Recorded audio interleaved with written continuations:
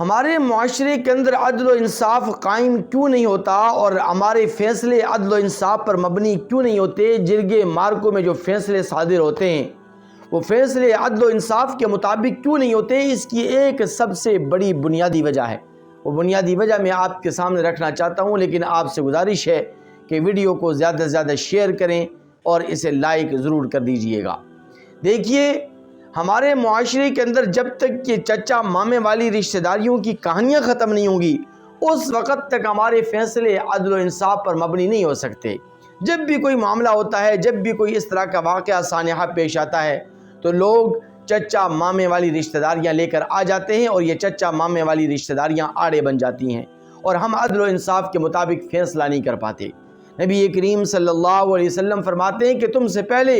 امتیں اس لیے ہلاک ہوئیں کہ ان امتوں میں اگر کوئی اثر و رسوخ والا انسان، کوئی بڑا، کوئی وڈیرا، کوئی چودھری جرم کرتا تو اس کو چھوڑ دیا جاتا، اس کو نظر انداز کر دیا جاتا، اگنور کر دیا جاتا، اس کو سہولت کاری دے دی جاتی، اور اگر کوئی غریب، کوئی مفلس، کوئی نادار، کوئی کمزور آدمی جرم کرتا تو اس کو فوراً سزا دی جاتی۔ اور نبی کریم صلی اللہ علیہ وسلم فرماتے ہیں وَإِنَّهَا لَوْ كَانَتْ فَاطِمَةُ بِنْتُ مُحَمَّدٍ لَقَطَعْتُهَا، کہ اگر میری بیٹی فاطمہ رضی اللہ تعالی عنہا سے بھی چوری سرزد ہو جائے، اگرچہ یہ ممکنات میں سے نہیں ہے لیکن بالفرض محال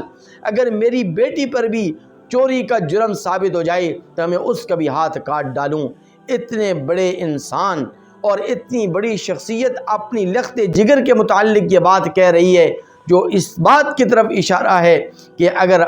ہم چاہتے ہیں کہ ہمارے فیصلے عدل و انصاف کے مطابق ہوں تو یہ رشتہ داریاں، یہ چچا مامے والی کہانیاں یہ ختم کرنی ہوں گی، تب جا کے ہم عدل و انصاف کے مطابق فیصلے کر پائیں گے۔